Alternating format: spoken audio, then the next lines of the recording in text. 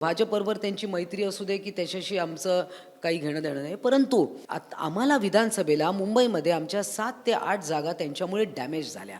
युती करायची, महायुतीमध्ये यायचं आहे आणि महायुतीतल्याच लोकांचं जर का घटक पक्षांचं नुकसान होत असेल तर मग आम्ही कुठल्या मनाने त्यांना स्वागत करायचं. राज ठाकरेंची एमएनएस पार्टी बीएमसी निवडणुकीमध्ये पुन्हा एकदा भाजप सोबत जाणार अशा चर्चा सुरू आहेत.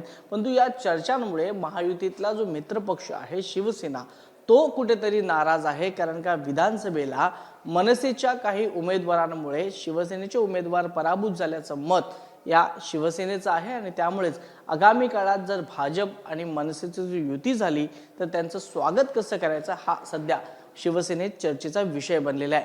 माझ्यासोबत मनीषा कायंदे आहेत, आमदार, त्यांच्याशी बातचीत करून जाणूया. खरं तर मनसे तुम्हाला डॅमेजिंग पक्ष ठरलेला आहे विधानसभेला.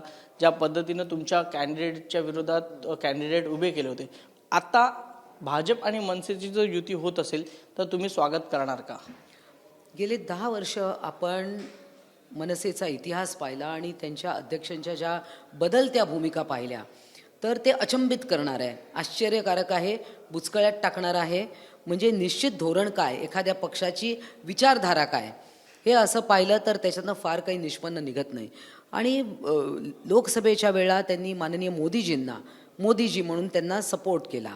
नंतर विधानसभेच्या निवडणुकीला भाजपबरोबर काही ठिकाणी त्यांची मैत्री होती आणि परंतु ते असू दे, भाजपबरोबर त्यांची मैत्री असू दे की त्याच्याशी आमचं काही घेणं देणं नाही, परंतु आम्हाला विधानसभेला मुंबईमध्ये आमच्या 7 ते 8 जागा त्यांच्यामुळे डॅमेज झाल्या.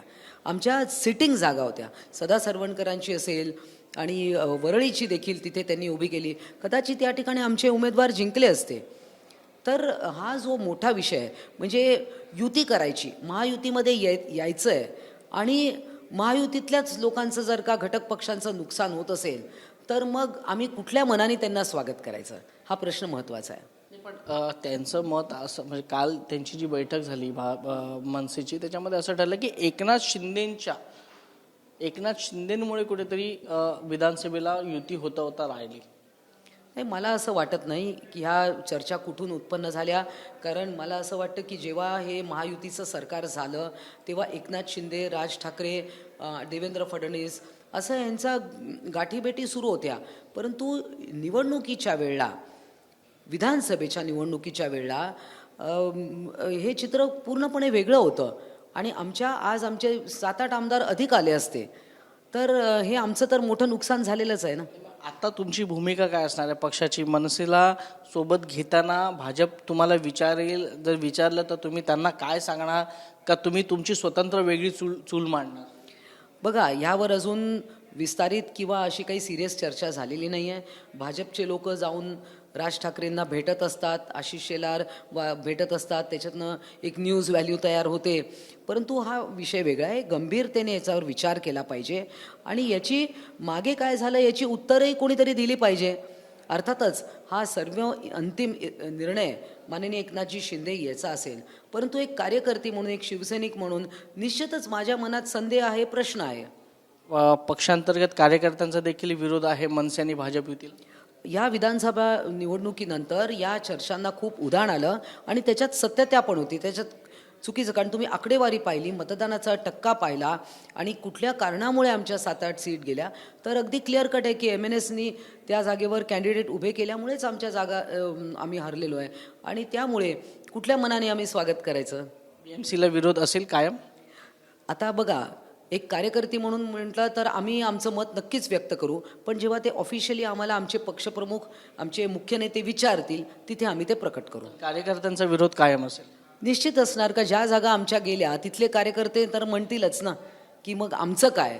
1,500-1 हजारांनी जागा गेलेल्या आहेत, माहीमसारखी आमची हक्काची जागा गेली आहे, तर तिथले कार्यकर्त्यांची मानसिकता विचारात घेणं अत्यंत महत्त्वाचं आहे. खरं तर इंटरेस्टिंग मोडवर आहे सध्या महाराष्ट्रातलं राजकारण. महायुतीमध्ये सध्या भाजप, शिवसेना आणि अजित पवारांची राष्ट्रवादी काँग्रेस आहे आणि त्यामध्ये जर महानगरपालिकेच्या निवडणुकीत, खास करून मुंबई महानगरपालिकेच्या निवडणुकीत भाजप आणि मनसे जर येणार असेल तर शिवसैनिक मात्र नाराज आहेत. एकनाथ शिंदेचे कार्यकर्ते, नेते जे विधानसभेला उभे होते आणि जे मनसेच्या उमेदवारांमुळे पराभूत झाल्याचं मत मनीषा कायंदे व्यक्त करतात, ते कार्यकर्ते देखील इकडे नाराज असल्याची चर्चा इकडे सुरू आहे. त्यामुळे आगामी काळामध्ये मनसे आणि भाजपची युती होत असताना शिवसेनेचं मत आणि शिवसेनेचा नाराजीचा सूर हा भाजप कितपत विश्वासात घेत आहे हे पाहावं लागेल. कॅमेरा पर्सन सचिन शिंदेसह वैभव परब, एबीपी माझा, मुंबई. एबीपी माझा, उघडा डोळे बघा नीट.